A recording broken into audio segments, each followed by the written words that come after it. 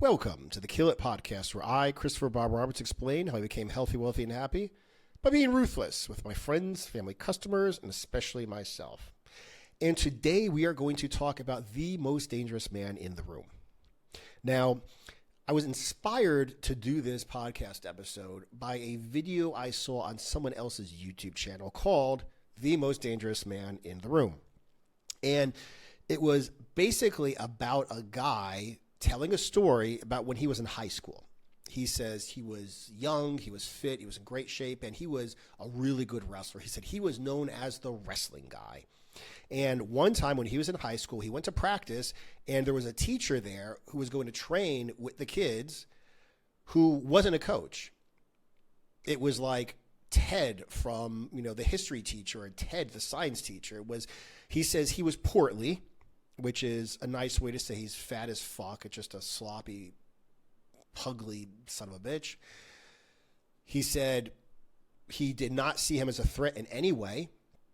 He even went so far as to say that if he was on the street and he was looking for someone just to beat up, that he would probably be the guy he chose because of the way he looked. Then he said that this sloppy, portly individual mopped the floor with him in wrestling practice. He just, picked him up, slammed him down, held him down, flipped him over anytime he wanted to. And this young, athletic wrestler couldn't do a damn thing about it. And he found out later on the guy had like 4 black belts and that he was like a Sambo champion. Okay. And for those who don't know, Sambo is a Russian wrestling art. It's like a combination of like every type of wrestling, including judo, including folk wrestling from all over Eastern Europe. Basically every form of wrestling in the world thrown together. And like I said, he was a champion. He had more than one championship in Sambo competitions. And he said he would never have expected that. And he went on to continue talking about how this guy was the most dangerous man in the room and how much he respected that he did not look dangerous, but he was very dangerous in reality. And he went on to talk about, when the person who made this video apparently is like a tactical shooting instructor. And he says, that's why he does concealed carry as opposed to open carry, because he doesn't want anybody to know he has a gun. And he says he doesn't, wear like a Glock t-shirt or have like SIG patches on his jacket or, stickers on his car so nobody knows he has a gun. And he wants to be able to fight, but he doesn't want anybody to know he's able to fight. And I completely disagree with this. So let me go ahead and let's start, first of all, by going on a little tangent. This brand, this podcast, everything that I talk about goes beyond just being dangerous. Okay, it goes to being the best man you could be, the man your family deserves, the man that you deserve to be. And we have 4 tenets of true masculinity. One of them is a man is dangerous. I'm going to skip that right now because that's the point of this whole episode. But we also say a man is sexual.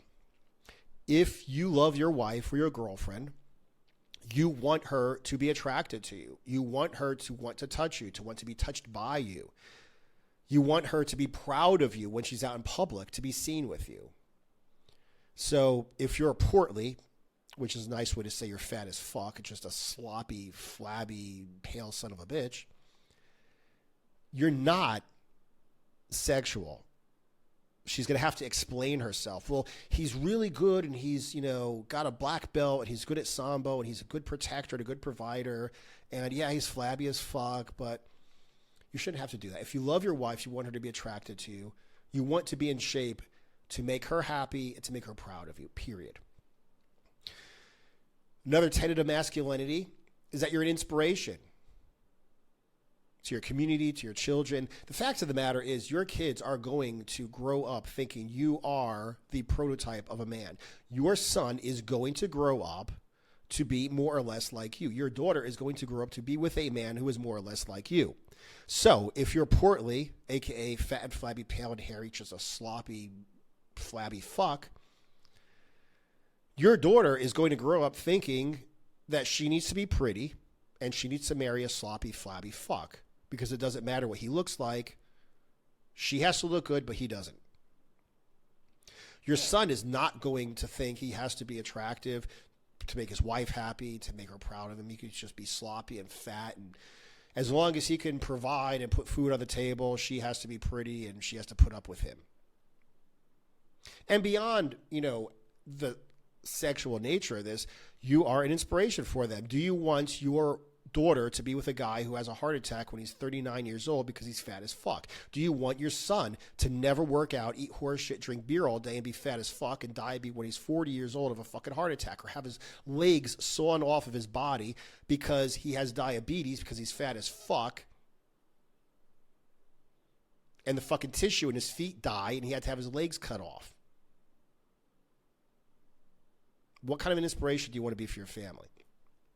And the fourth tenet of masculinity is that you need to live a life that you yourself have designed. And I don't think anybody has ever written down on a piece of paper what they want their life to be like and said, I want to be fat and flabby, pale and hairy. I want to be a portly fat fuck. So, most dangerous man in the room aside, on the other three tenets of masculinity, you're failing if you're portly. But let's get back to being dangerous. The fact of the matter is, I believe you absolutely, positively have to be dangerous. And when I say dangerous, I don't mean you just need to know how to, do BJJ or wrestle or something. I mean, you need to know how to hurt a person. Headbutts, eye gouges, biting, smacking someone in the windpipe, kicking him in the knee, throwing someone to the ground, kicking him in the back of the head while he's laying on the ground. You need to be able to deal with pain, with the fear that comes to being in a real fight. You need to be able to have the killer instinct to injure another person, not be, oh my God, I'm scared that I might have legal problems if this nice Hell's Angels guy who's trying to kidnap my kid gets injured when I push him. You need to be truly dangerous, truly, truly dangerous in every way. Because if you have to fight, you have to fight. If there's no other way to get out of a situation than to fight, you have to be able to fight. So you certainly do have to be dangerous, but it should not come to that. That's why I'm such a huge fan of situational awareness. This looks like a stupid idea. I'm not going in there because it might go out. It might end up bad for me. I'm not going to go there in the first place. You're in a normally safe place. I don't like the looks of this situation. Somebody came in, he looks aggressive or something looks like they're going to, there's going to be like an organized attack. I need to leave right now. I need to take my family with me. I don't want to be here when it happens. If somebody's about to attack you, you don't get cold cocked or sucker punched because you see that you're being set up so you can defend yourself. And if there's no way to defend yourself and there's no way to get out of the situation, you attack before he attacks you. So you do need to know how to fight. But you also need to know how to avoid a situation in the first place. And a good way to avoid being attacked is to not be fucking portly. The guy who did this video himself said when he was a kid, he looked at him and didn't know what the hell he was even doing in that wrestling room. He said thought he was going to mop the floor with him. He thought he was going to ragdoll him, just pick him up and slam him down. The opposite happened, but the guy said word for word in his own video, if he was looking for someone to roll, to beat up, this would be the guy he would choose. Now, what the hell sense does it make to set yourself up to be looking like a fucking born victim? To make yourself look like someone that would be an easy fucking target, a free lunch. The idea is to look like someone no one in his right mind would fuck with. Then to have the situational awareness to see if you're in a situation that might get dangerous. And then, yes, at the end, to be able to deal with the situation if you have to fight. You've got to be able to fight, but you should not have to fight. Because you shouldn't look like someone's going to be attacked. There are basically two people that get attacked. Someone gets attacked by a bully because you look like a fucking free lunch. The guy wants to push someone around. You can't do shit about it because you're a portly fat fuck. So he chooses you, so you're attacked. Because you're fat and flabby, pale and hairy. You got your head down, your chest is sunken. You got more hair shooting out of your fucking shirt than you do on your fucking head. And the other way to get attacked is a criminal is looking for someone to beat up and take his shit, and you, once again, look like a fucking free lunch. 100 people walk past. If you're jacked and tan, shaved and shredded, you're probably the only one out of 100, and he's going to attack one of the other 99. A bully's not going to go after the most jacked guy he can fucking see and attack him if he's looking to bully someone. So you shouldn't have to fight in the first place. You should have to know how to fight if you have to fight, but you should not have to fight in the first place. You should be a hard target, as they say in security. I mean, if you have like a shit house somewhere, that's a soft target. You just walk up and just rip the door off its hinges. If you have a fucking place with fences with barbed wire at the top, double fences with fucking guard dogs and guard towers and people running around with machine guns defending it, that's a hard target. People don't go after hard targets. I remember when back in the 80s, there was a discotheque in Berlin that was bombed. They wanted to kill American soldiers. They're not going to fucking break into a military base. When the guys go out to the discotheque on the weekend, they could just throw a bomb in the corner of the room.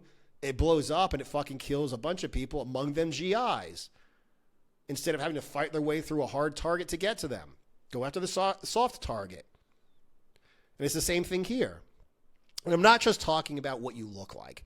I'm not just talking about being lean and being muscular. I'm talking about what you get from what you have to do to look like that. If you're up at 4 a.m. in the gym at 6, killing it, multiple workouts a day, knocking out like burpee intervals, there's a big difference between somebody who's in the gym at 6 a.m. and someone at 6 p.m. I don't give a fuck what you say, period.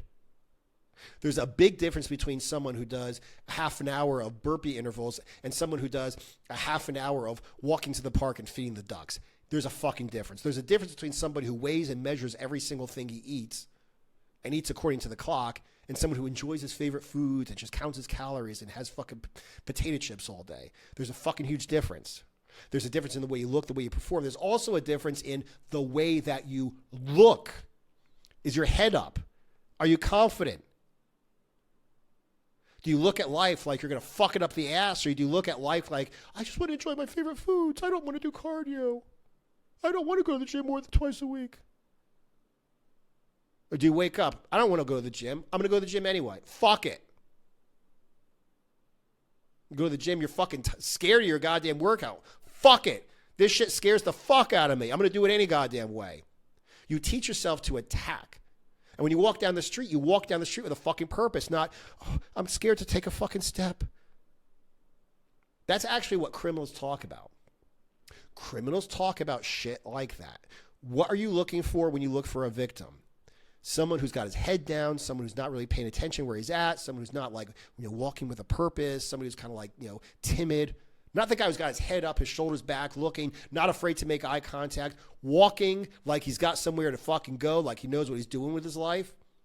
Someone who's like just scared to make eye contact, scared to get in someone's way.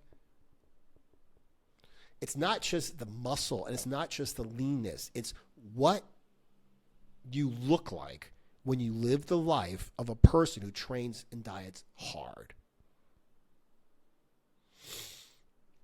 So what I'm basically trying to say is, please know how to fight. Including, like I said, dealing with pain, dealing with fear, having killer instinct, having situational awareness, and knowing how to fight, and knowing dirty tricks, and not being afraid to gouge somebody in the eye or fucking headbutt somebody or bite somebody or kick somebody in the head when he's laying on the ground. Know how to fight. But situational awareness and looking like a hard fucking target are two very important parts of not having to fight in the first place. And the best way to not look like a target is not just the muscle and the leanness, but just the kind of person you become when you train and diet hard. So make sure you go to ChristopherBobRoberts.com, where you will find links to every platform on which the Kill It Podcast can be found, as well as links to all my social media accounts, all my courses, my group coaching programs, and an application for my one-on-one coaching. Make sure you subscribe to the Kill It Podcast wherever you prefer to listen to podcasts. And aside from that, thank you for watching. I'll talk to you guys again in the next episode.